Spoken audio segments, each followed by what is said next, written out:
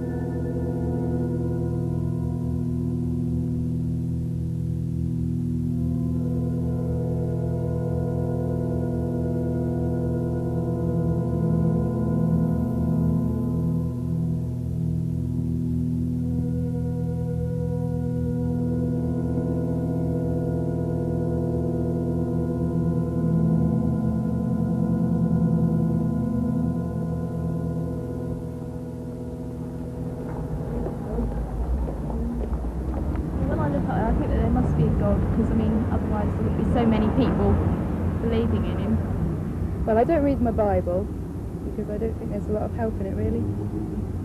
And I don't go to church unless I feel sad, in which case I do. God's with us everywhere. When I look at the sky, look at that sky going on to infinity. Something far beyond me or any human being. Yes. A lot of gas, I think, is up there at the moment. Apart from the gas, I think there are... It says in the Bible that he knows all the stars by name. That speaks to me of God's great power and his great glory. And when I look at the small, intricate things of nature, it speaks to me of how God has taken care of even the smallest manifestations of creation.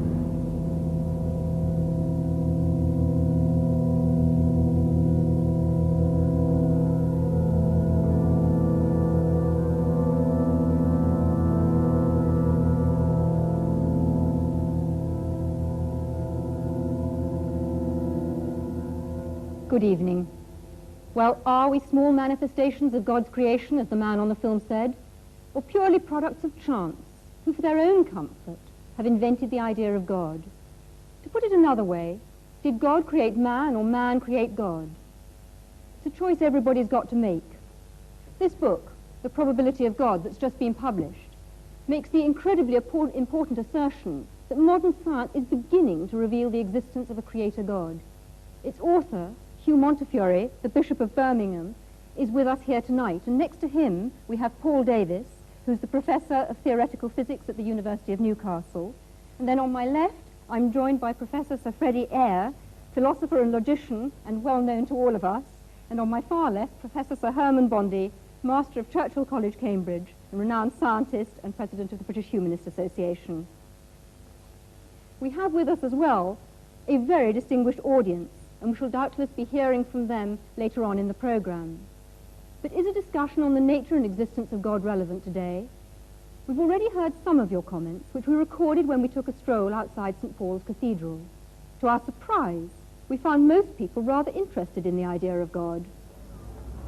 What's your God like? Someone I can talk to when I'm feeling on my own, I suppose. The way he's normally portrayed is as an individual, something in man's own image, and I don't believe that at all. I think he's got a lot of value for a lot of people, especially for lonely people and old people, probably. And for you too? He's my sort of reserve when I'm on my own. He's big, he's got a beard and long hair. Black long hair, yeah, black beard. I don't think he's like a person, but he's just a voice. I think he's great and he just helps you. And then in the night, sometimes in the dark, you feel so scared. But then when you think of God, you don't feel scared anymore. He's tall with a beard and he's just a great man. So he looks a bit like you in some ways. I do believe there is something that well, not exactly makes decisions for us, but knows more than we do. Do you believe in a God? No, only actually from the point of view that I do believe that there is a point beyond which people are unable to comprehend, and when that point is arrived at, then they encapsulate the whole thing in the concept of a God. When I look around at the suffering in this world, then I don't believe there's a God. Because if there was a God, it wouldn't cause the suffering that there is in this world. Then again, I think of Ethiopia with the Live Aid concert, and maybe there is. To get all people together, to get money together for children, I think, yeah, there is. Got to be. Well, was our universe created by a God or not? Hugh Montefiore's book says yes, and takes a fresh look at natural theology, which, as far as I understand it, is the argument that says that you can perceive the existence of God directly from the evidence of nature, and that, of course, includes scientific evidence. Hugh Montefiore, couldn't it be argued that you are, in fact, trespassing on other people's patch? Well, yes, you could argue anything, but I don't really see why we shouldn't reflect on what the scientists have said. I think people mix up science with the philosophy of science, that is, its meaning and interpretation. I really think anyone can have a go at that. I certainly have, and will continue to do so. I don't want to prove from the natural sciences that God exists. That I don't think can be done. But I do think we can now see that there's a high probability that this world is not a random occurrence. And that seems to me to say a very great deal. Right. Herman Bondi, what do you actually feel about that? Because do you feel in any sense it's a misuse of science? No, I wouldn't call it a misuse, and I was very much impressed by the book for its erudition and for its honesty. But I do think that the argument of this very good book leaves me stone cold. Not because I'm short of awe, not because I'm short of wonder. I feel our universe is wonderful and something to be awestruck by. What worries me is that this book will be taken by many people to prove Christianity, or at least to make it probable, or to prove or to make probable some other religion in which there is a revelation which makes people say, I know God's will. And that, to me, is a great source of evil. No, well, I must come back here and say that all that you can do from natural theology is show the hunger in men and women's hearts for God's personal self-disclosure, which I believe that he has given us. And although terrible things have been done in the name of religion, I will agree with you. I also think that the most wonderful things have been done, and I'm always interested if people like you only mention the terrible things. Not only. Right. Earlier on, Paul Davis, I described you as Hugh Montefiore's scientific champion, and presumably you've got a considerable amount of sympathy with Hugh. Would you like to explain that a bit further? Yes, perhaps I could summarize my own position before I begin. Absolutely. As being perhaps best described as an awe-struck agnostic, which is to say that through my scientific investigations, I have become more and more impressed with the incredibly stupendously intricate nature of the cosmos as we come to understand the universe in greater and greater detail, so it seems more and more remarkable that things have been arranged such that, in its broadest sense, the universe is self-aware. That is, that it permits the existence of intelligent observers, such as ourselves. And it seems to me that this is not something which is inevitable, that the world could have been arranged differently, and that the fact that things have been arranged so that we can exist and observe the world, and that, moreover, our existence seems to depend very delicately upon the organization of the cosmos and the nature of the laws of physics. The fact that that is so seems to me a puzzle, and a puzzle that deserves an explanation. In other words, I would like to know why the world is the way it is. I can't accept it as brute fact. I would like some sort of explanation. Right, Freddie Eyre. I imagine that as far as you're concerned, we've been talking a whole lot of rubbish so far. I'd like to hear your view on the subject. I don't think we've been talking rubbish. I think there's been a lot of bad logic.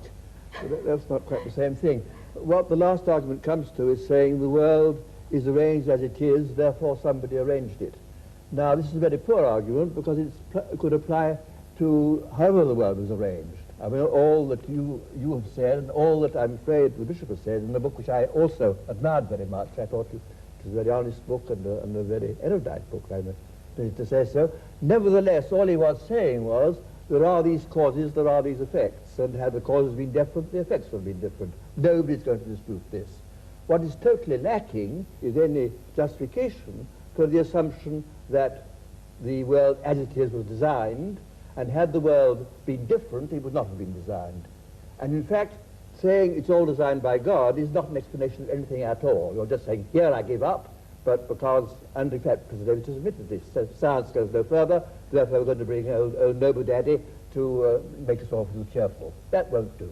The reason why I'm interested in the natural sciences here is that so often you hear people saying the natural sciences have disproved God, or there's no reasonable basis for believing in God. I'm afraid Freddie Eyre's backing a loser here. I mean, it could just be a brute fact that human beings have evolved with their amazing capacities for relationship and for their experience of God is phony. It could just be true. It could be true that our intimations of morality have no ultimate sanction, that our experience of what is true and good and beautiful isn't a window into reality. But the simplest explanation of the lot, the simplest explanation in logic, is that there is a creator. Right. There are many other ways of looking for God other than science, and some might actually say better ways. And most of the world's religions believe that God takes steps to reveal himself and reveal the world to us. And I'd like very much to hear from Mahur Krishnamurti, who is a Hindu who is actually sitting in the audience here tonight. The Hinduism says very clearly, as far as the creation is concerned, it's not just God created the world and just left to itself. God himself became the beings, and the Hinduism strongly believes in God who creates, protects, and ultimately he dissolves. This is the belief of God, and the Hindus worship him with form and without form. The nature is the other face of God, and the Hindu strongly tries to describe the indescribable by worshipping him by various images. Can I go to Ahmad Deedat to talk about the role of revelation? You see, the Muslim believes that God Almighty, he reveals his messages in word form. And in that word form, this book, the Holy Quran, was revealed through the Holy Prophet Muhammad during the 23 years of his prophetic life. And it deals with these problems more directly, instead of guessing. And God Almighty, he reasons with his creation by asking him questions. He said, now, how can you not believe in God? How can you not believe in him, seeing that you were non-existent and he brought you into being? And he will cause you to die, and he will bring you back to life again, and to him will be your return. So how can you not? In other words, the way you have been computerized, the way the Creator made you, you would naturally deflect towards God as the magnetic needle does towards north. Can I just ask you whether your God is the same God as Hugh Montefiore's, the bishop's? It is the same God, except that in our concepts we differ. You see, the Archbishop, ultimately he will come to making Jesus Christ as God, a God incarnate. Now, the Muslim says, no, God is God and man is man. Right, can I move on now? Philip Eden, as a Buddhist, what in fact do you feel about this? Because your concept of God is quite different. Yes, well, as far as Buddhism is concerned, there is rather a different approach.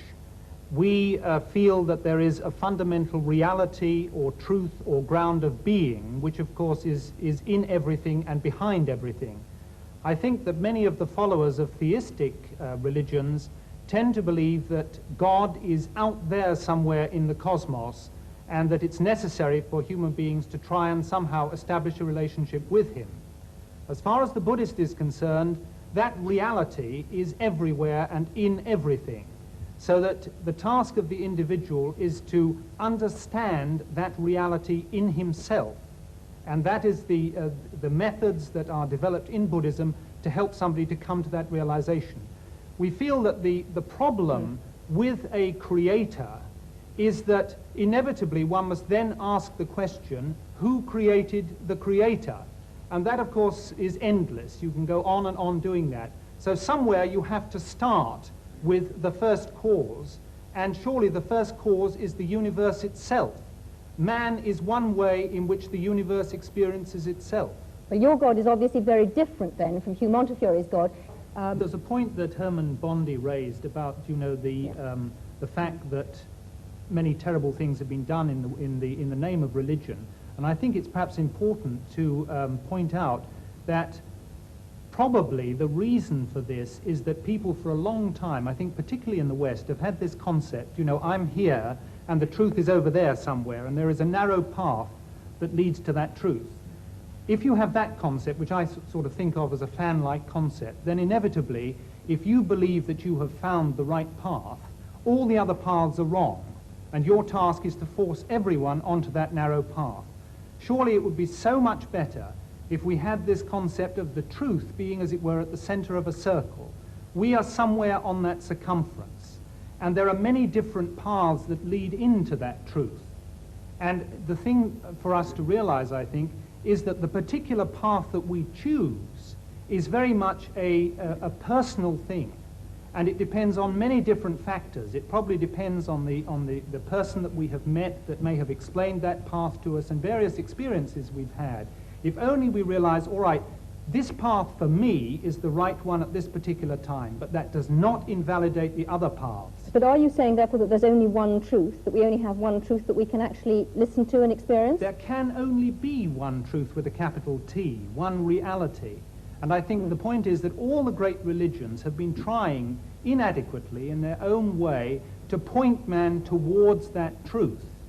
But for heaven's sake, don't let's have this idea that there is only this one wretched, narrow path and that all the others are wrong. All right, can I move the discussion on and say that we've dealt to some extent with Revelation, but other people who are believers, and Hugh Montefiore has, if you like, supporters who don't only argue from design, would say that it's much more about experience and not about either design or revelation at all. I hope he wouldn't. And the experience, not Hugh Montefiore, other people would. And Sorry. the experience is God showing himself to us or us feeling him. And Eric Dell, you're an evangelist in the Church of England. Would you argue with that? I think I would a bit, yes. Because I do believe that you cannot prove God scientifically.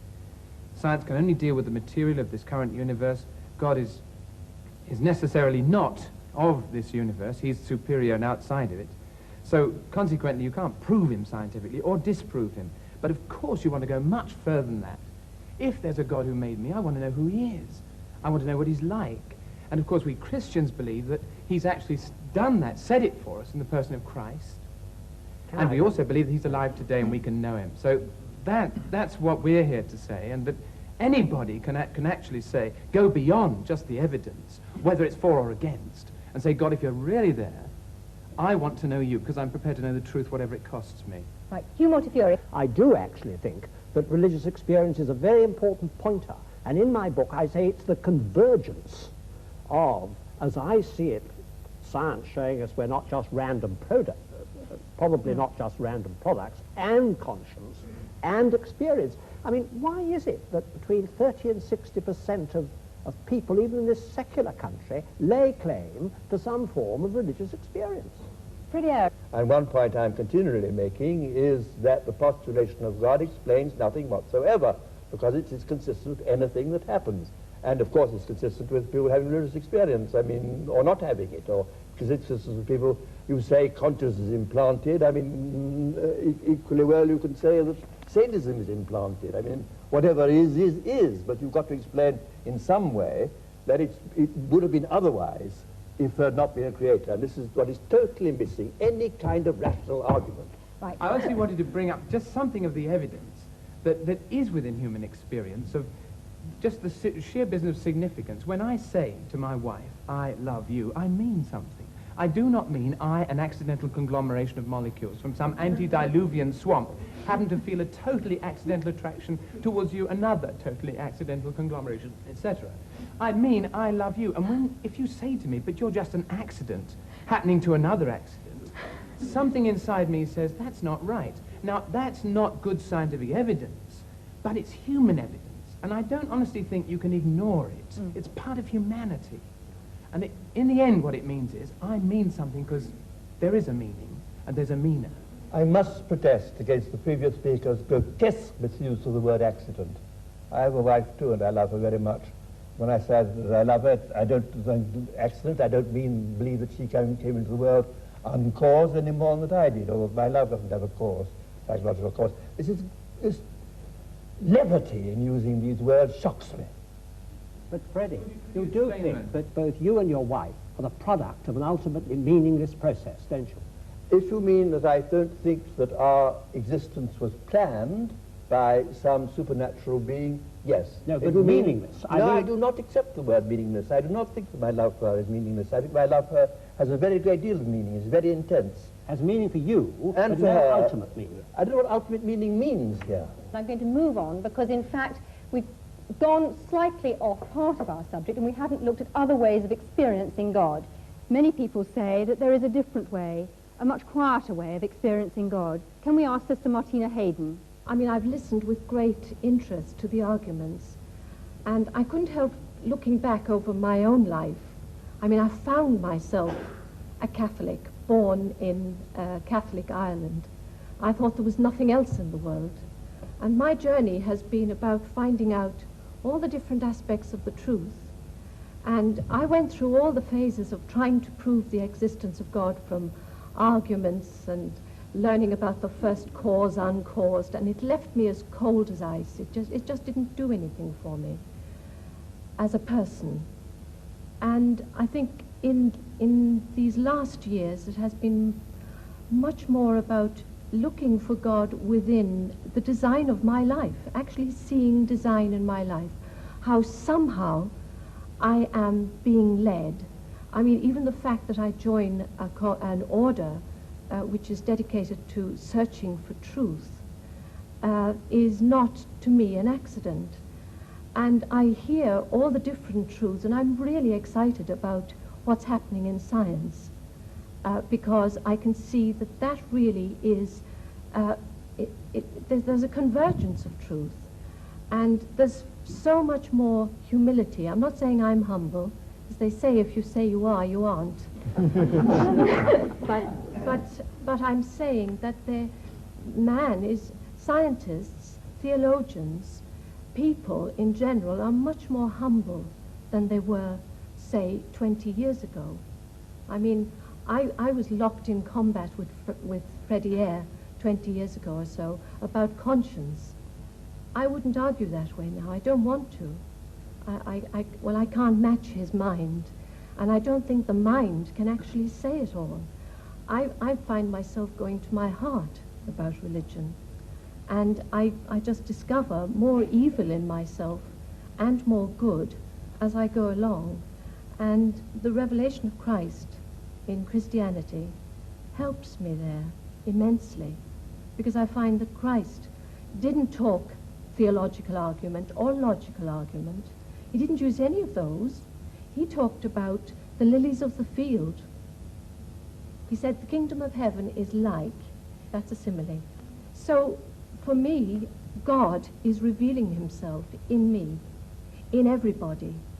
You know, I felt really close to the Buddhist gentleman who was speaking over there. I really felt I can relate to that too. I can look into the heart of a rose and it speaks to me. I can also look into the Bible and it speaks to me. Professor Eyre, are you going to say that that's not a valid experience and that that's not a valid argument? I think it's not an argument at all. It is a very moving and personal position, which I think is the last one to criticize. Right. Well, this debate hasn't included one essential element, and that's looking at the alternative choice that belief in God is totally man-made. Hans Eysenck, how do you view that? Well, as an atheist, of course, I can't believe that God created man. I think my Well, parents you had not. something to do with it. I have a distinct feeling that we're taking too provincial a view of the terms God and religion. We think of it in terms of dear old Pink Church of England. But of course that is only one very small aspect of religion.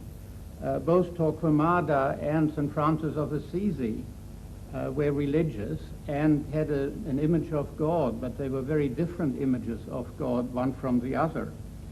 The Ayatollah Khomeini and Bishop Montefiore, I'm sure, have quite different gods in mind when they think about religion. Even the Jehovah of the Old Testament is very different to the kind of God that the bishop is talking about. So I think it's very important to realize that if man creates God in his image, as I'm sure he does, he has many different needs and consequently creates many different types of God. Can you define that a bit more closely? What are you actually saying? I mean, I can see Hugh Montefiore blenching, but can you actually simplify that a little for our audience? Well, if your personality is warlike, wants to proselytize, is aggressive and so on, then you go for the kind of God that the Quran portrays, which wants to proselytize the world and is warlike and so on. If you are peace-loving, you want to have an assurance of a future life and so on, and happiness, then perhaps you adopt the kind of God portrayed by the Ahmad Church of Deedat, England. would you agree with that? I don't, ma'am. You see, I don't think that our brother has read the Quran. The way it is. You see, there are 99 attributes of God, and out of that, this one that you are talking about is non-existent in this book.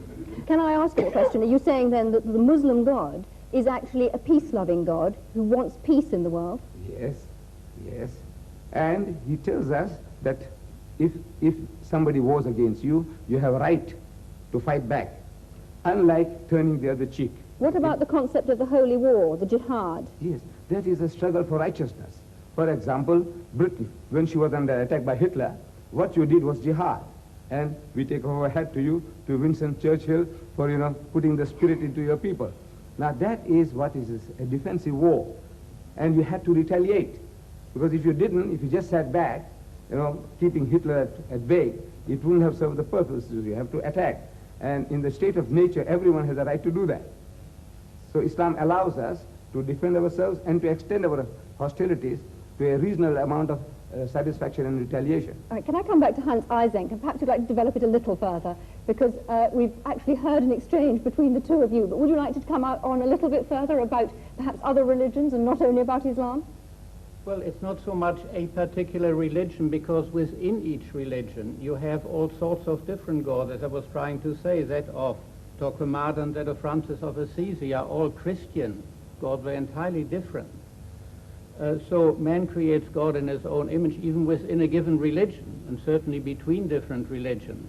The God he needs will be different God according to his own personal requirements and to the kind of society in which he lives. Our society is different to that of the time of the Crusades, and consequently we need a different kind of God. Can I ask you then about the role of conscience, and where does conscience come from? Well, psychological experiments on conscience have shown pretty conclusively that you can manipulate it and create it through a process of social learning, Pavlovian conditioning, and so on. It is something that is acquired through social influences, although there is also a strong genetic factor in it. In other words, altruism, the tendency to do good to others, is certainly, to some extent at least, genetically controlled, in the sense that if you look at identical and fraternal twins, there's a much higher correlation within the identical than within the fraternal groups. And the same is true of religion. I think that's a very important point, Professor that religious beliefs are in fact genetically controlled. Professor Eyre, where do you think conscience comes from? I entirely agree with the last speaker. I have no quarrel with that at all. Anybody in the general audience? Yes, in the front row. I'd like to throw out a definition that might be helpful to some people of the difference between religion and Christianity, because there's a distinct difference.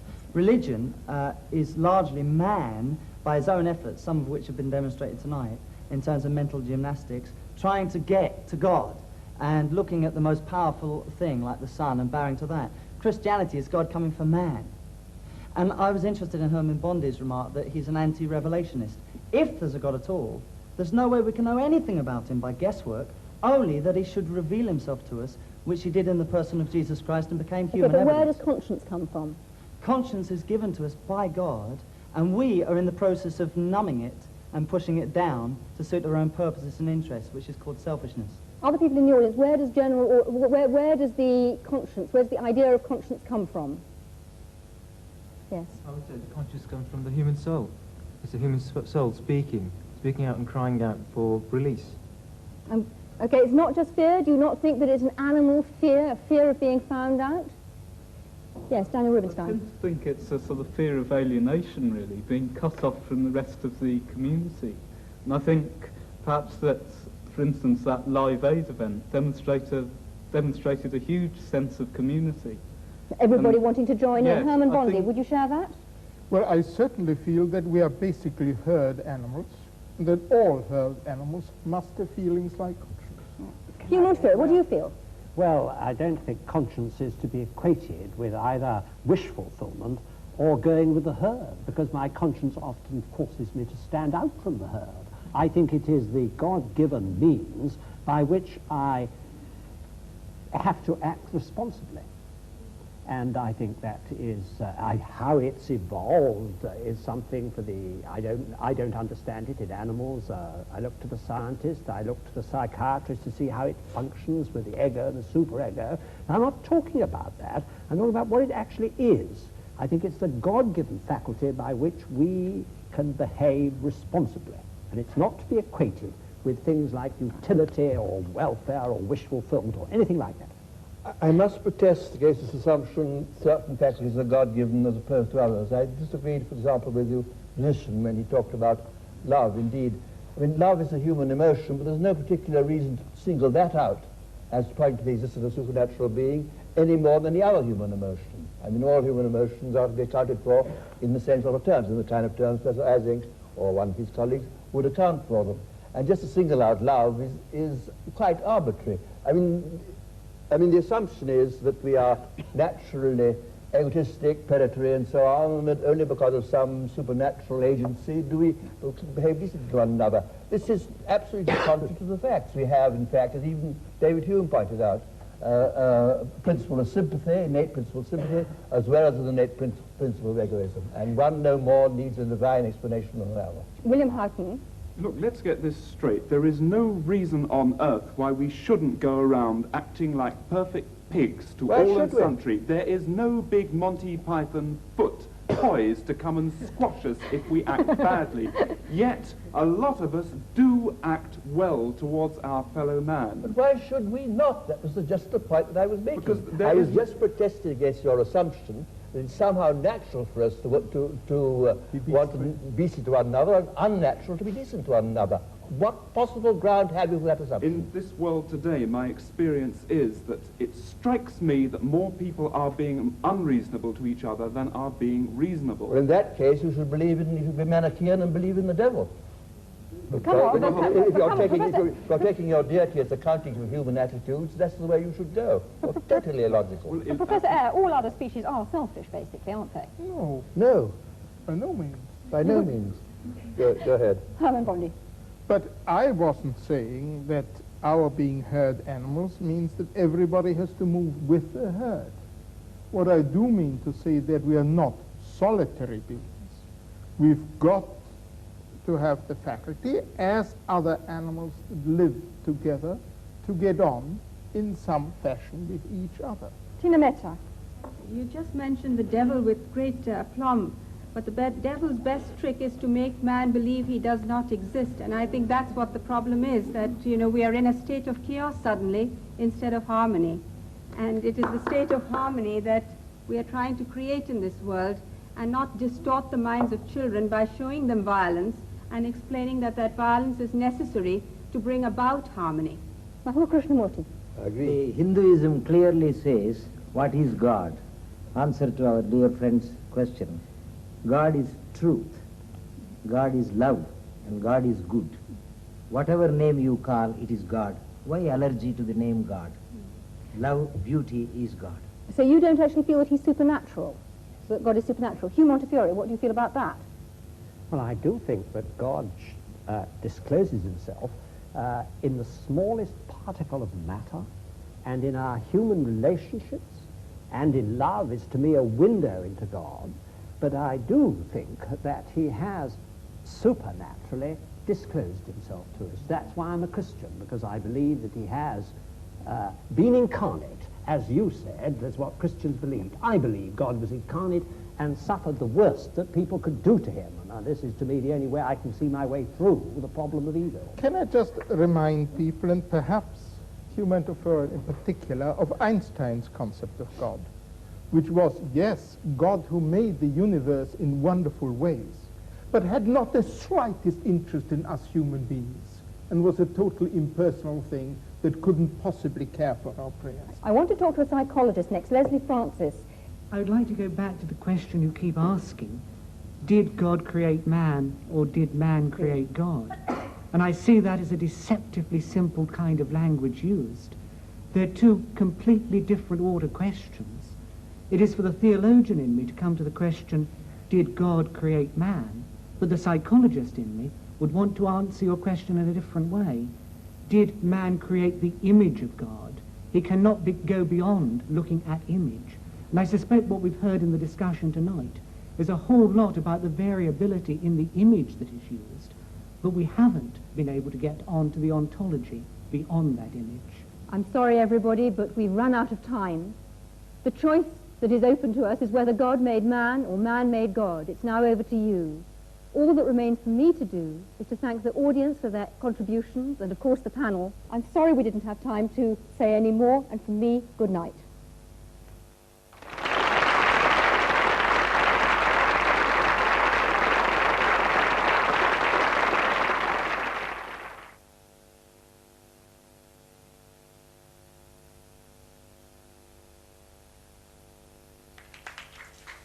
Mr. Chairman, if you would allow me, I would like my brothers and sisters to loosen their limbs if they stand up and take a deep breath before sitting down again. All of you, please, please.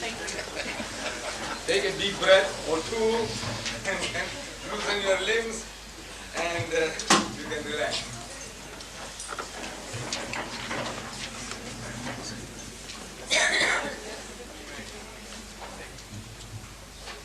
The previous two lectures, Chairman, ladies and gentlemen, the previous two speakers, have been dealing with this theme of the East and the West getting together, meeting. The East meets the West. It's a kind of a symposium we have been having.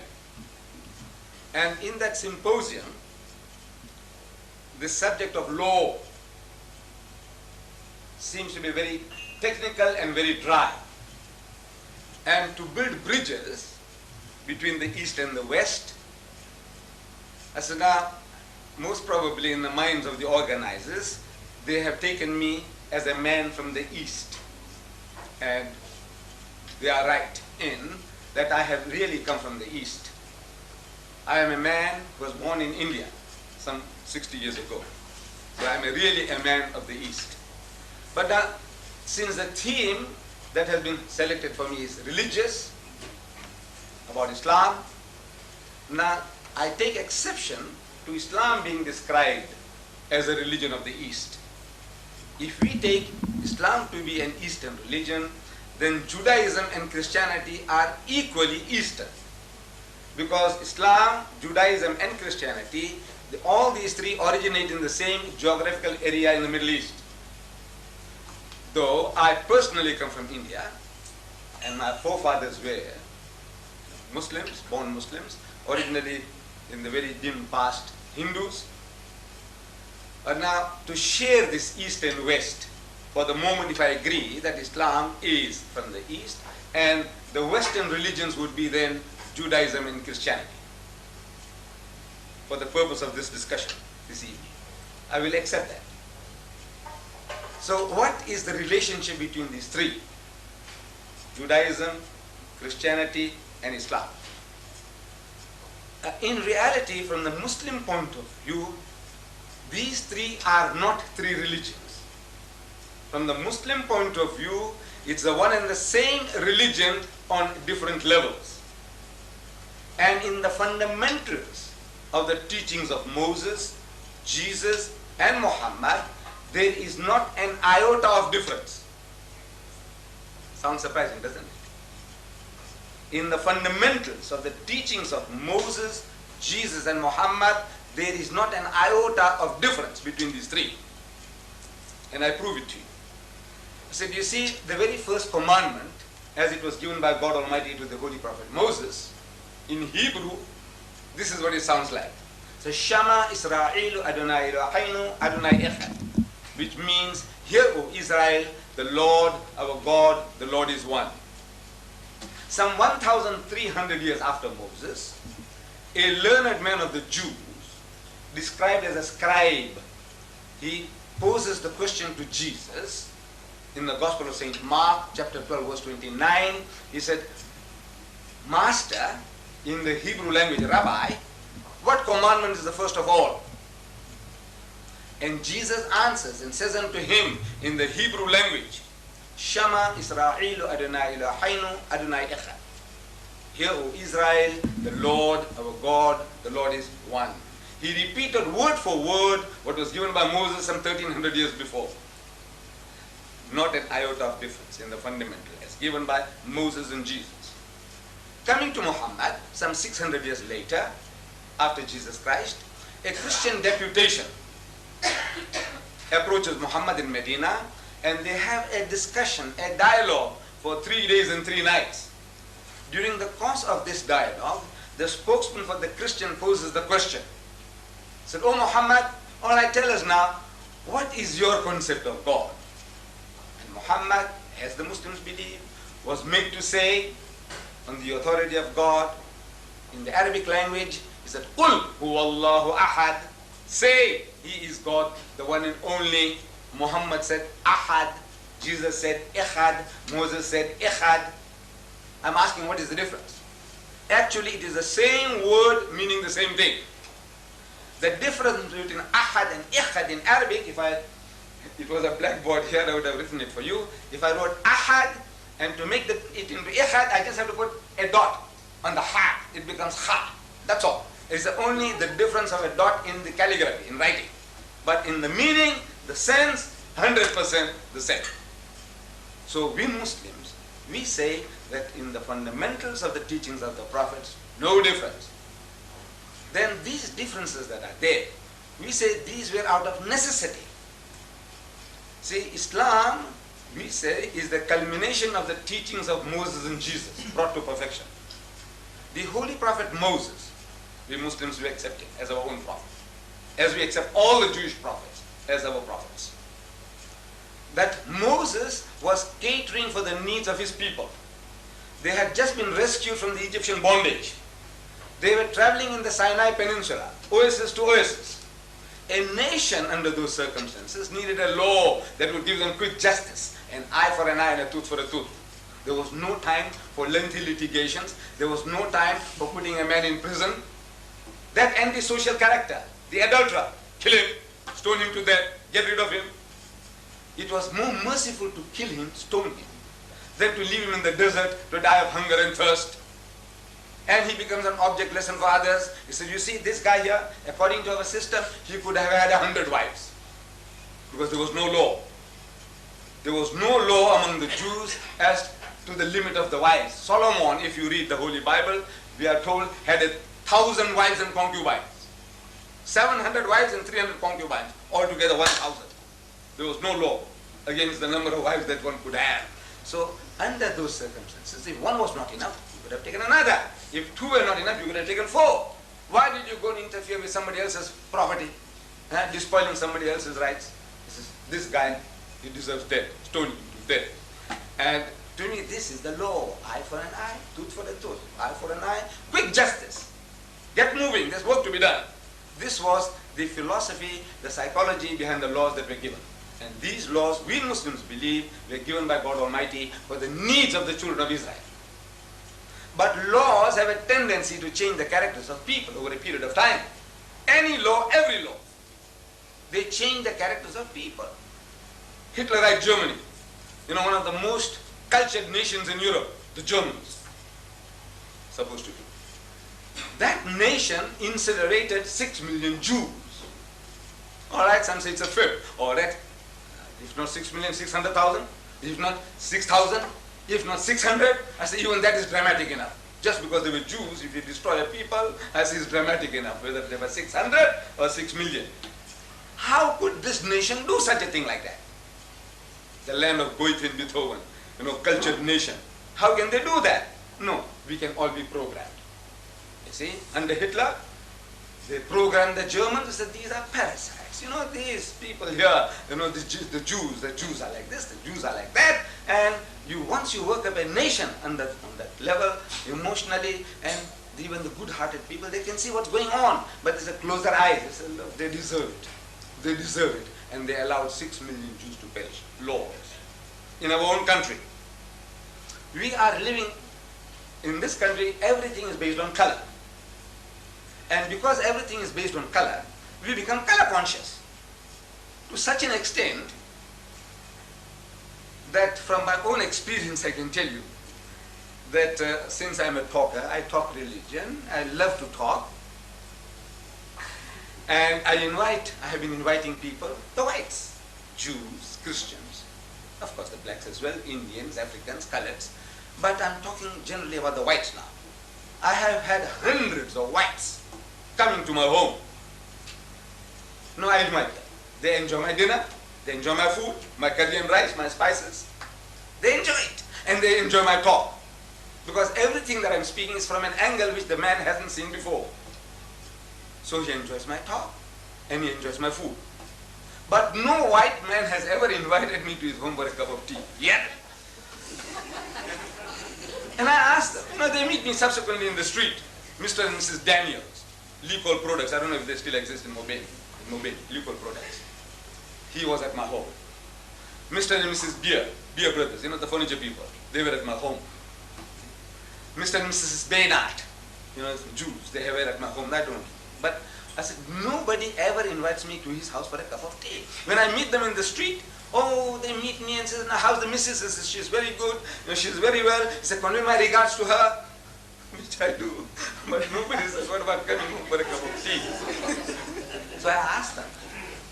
I know it's a big joke, you see. I asked them, I says, you people, don't you know how to reciprocate? Don't you reciprocate among your own people? Of course you do. Then how is it that you don't reciprocate with me? I said, I tell you why. You see, at the back of your mind, at the back of your subconsciously, you are thinking in terms of color. That if this guy comes along to my elite home in Durban North, or somewhere in Westville, with this funny headgear and this beard, looking for number 10 Downing Street of yours, and I see people are watering the garden and somebody is doing something else, and I come along and see the number, I come and knock at the door, and Mrs. Smith, she opens the door, smiling face, oh, Mr.Deedat, come in. So I go inside there, 5 minutes goes, half an hour goes, and the tongues begin to wag. He said, what's this woman, Mrs. Smith, doing? I said, well, that coolie has gone inside so long. What's happening? Is she running a shebeen or what? And subconscious, subconscious. And if I was there, and if his brother-in-law comes along, Mr. Smith's brother-in-law comes along, he'll have to apologize for my presence. You know what he's going to do? He said, this is Mr. Deedat. We went to his house and his family, they treated so wonderfully. We had such a lovely meal. All that you have to go out of your way to explain my presence there. If it was another Mr. Brown, he said, this is Mr. Brown. He said, hello. that, you have to explain how does it happen that this pulley happens to be here. So you have to explain. So this is at the back of the mind. Back of the mind. It's a conscious. This fear is there. So now nobody invites me for tea. I know somebody might now. I hope you don't, because I want to still keep on saying nobody has. So we say now that is laws. Laws change the characters of people. So by the time Jesus comes on the scene, the Jews had a law, eye for an eye, tooth for a tooth. So the Jews forgot forgiveness. See, I was trying to chase the birds. Suppose I was there then, in the time of Jesus. I was trying to chase the birds with the old-fashioned sling, the one that David used, with a stone. And that stone damaged your eye. So you go to the judge and say, look, this guy here damaged my eye, damaged his. I said, look, it was an accident. My brother, I didn't mean it. I was trying to chase the birds from the field. So look, forgive me. He said, no, the law says an eye for an eye and a tooth for a tooth. I said, look, I'll compensate you. I'll give you a heifer. I'll give you a goat. Forgive me. He says, no, the law says an eye for an eye and a tooth for a tooth. See, he's going for the letter of the law, he's forgotten the spirit. So Jesus Christ, another spiritual physician among the Jews, he caters for their needs, for the sickness. The man has forgot forgiveness. So now he says, you must forgive and forgive. How many times, Lord? He says 70 times 7. That's in the Bible, in the New Testament. 70 times 7. Calculate 490. 490. Are you going to take them literally? You're going to start counting? You say, look, this is 10 times. Huh? Now you have did 99 times. Huh? And now you have done 200 times. What it means is indefinite.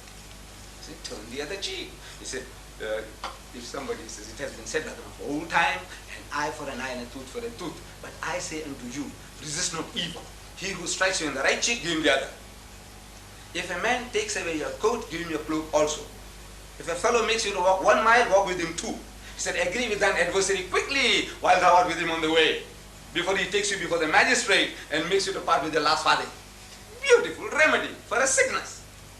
But I said, you haven't got that sickness. I was telling the British, I was there in London in July, and I was on BBC. Somebody started, throwing stones at the Muslims, jihad, jihad war, holy war. So I was telling them on BBC One, I said, you see, this holy war that we are talking about is a war of defense. You've got to defend yourself, your person, your possession, your faith, everything that is valuable, you have to defend it with your life. And I said, you British, you did it. You did the very same thing when Hitler wanted to invade Britain. I heard Churchill, I was young then, but I was hearing Churchill on the radio. He said, we'll fight them on the beaches, we'll fight them in the air, and we'll fight them in the sea, even with broomsticks. He said that. With broomsticks, you prepared to fight. And you fought, you defended yourself. And then when the time came, you extended your hostilities. You started bombing Berlin and München and what not. You did everything you did. I said, you were entitled to do. As Gibbon, the master historian, he says that in the state of nature, every person has a right to defend his person and his possession and to extend his hostilities to a reasonable amount of satisfaction and retaliation. In the state of nature, everyone has the right to do that. If you have the right to do that, we also have the right to do that.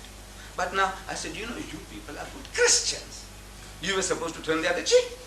You were supposed to give your cloak when the man took away your coat. So when Hitler wanted to invade Britain, what you good Christian ought to have done is to tell Hitler, come, open arms, come, take over Britain and our empire as well.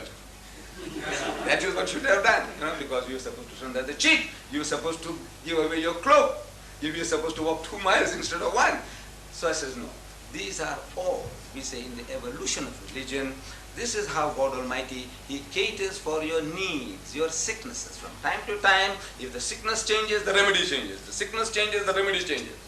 So in that evolution of religion, we Muslims believe that Islam is the fulfillment of the teaching of Moses and Jesus. Actually, in real fact, we say it is one religion on different levels. However, if you have any questions, I'll be very, very happy to answer. Because I have been warned. He says, much time has passed already. We were supposed to start at 5:30. I have been here from 4:45. I thought I was the only speaker. 5:30, I'm going to get going. But now, however, I'm very, very grateful to Mrs. Toms for this privilege, and to the chairman for giving me this opportunity. And if there are any questions that we can build further bridges, if there is a difference, why the difference? If there is a difference, why the difference? Why are we at war in the Middle East? Why are you people fighting? Who? The Jews and the Muslims. What are you fighting for? So I'm telling my people. I get there's a lot of visitors coming to the mosque. This mosque, incidentally Mr. Singh spoke about it, Mr. Chetty spoke about it, and incidentally also I have brought it for you. It's given to you in that booklet. This mosque, the largest mosque south of the equator, this one here. On Fridays we get 4,000, a congregation of 4,000. The Durban population alone brings 3 busloads a week through this mosque. And among the people that visit us, there's invariably people asking the question. He says, now look, what is the difference between your religion and the other religions? So I said, look, most especially with regards to Judaism and Christianity, the Jews and the Christians, we are the closest to the Jew. In our concept of the divinity, we are 100% with the Jew. The Jew says that God Almighty is absolutely unique. He has no partners, he has no sons. God is not seen at any time. No man can see God and live. And we give our hand of acceptance to the Jew that we believe as you believe. The Jew says no eating of the flesh of swine. We say we won't eat it. He says no eating of blood. We say we won't touch it. He says circumcision. We say we all circumcised. What more do you want? we believe in all the Jewish prophets as our prophets and all the heroes as our heroes. I'm not talking about the modern ones. With them we are at war. I'm talking about the prophets and heroes in the Bible. We accept them all. So we are at war. What are we fighting about? I said we are both fighting for a piece of land. My brothers, the Arabs, they say Palestine belongs to them, and my cousin, the Jews, they say Palestine belongs to them. They are both fighting for a piece of land. It is not a racial war, it is not a religious war. The Arab doesn't say kill the Jew because he's a Jew. Jew doesn't say kill the Arab because he's a Muslim. No. He says, no, this is my land, says the Arab, you stole it, I want it back. The Jew says, no, I inherited it 4,000 years ago, and that's a battle. It's a political battle. There's nothing to do with religion. With the Christian, we also claim a unique relationship. Islam is the only non-Christian faith which makes it an article of faith for its followers to believe in Jesus. No Muslim is a Muslim if he does not believe in Jesus. We believe that Jesus was one of the mightiest messengers of God. We believe that he was the Messiah. We believe that he was born miraculously without any male intervention. We believe that he gave life to the dead by God's permission, and he healed those born blind and the lepers by God's permission. We are going together. The only parting of the way is we say he's not God Almighty in human form, he's not God incarnate, and he's not the begotten Son of God. Metaphorically, we are all the children of God, and he would be nearer to being the Son of God than any one of us, because he'll be more faithful to God than any of us can ever be. From that point of view, Jesus Christ is preeminently the Son of God. But our difference is when you say that he is the begotten Son, begotten, not made, so we take exception to that. That is all. So if there are any questions at any time now or in the future, if you like to visit the mosque, I think the telephone number is there. You can make an appointment and come, and it will also be my privilege if you come with your wife, and says take you to the mosque, show you what goes on, and take you all for lunch as well. That's on the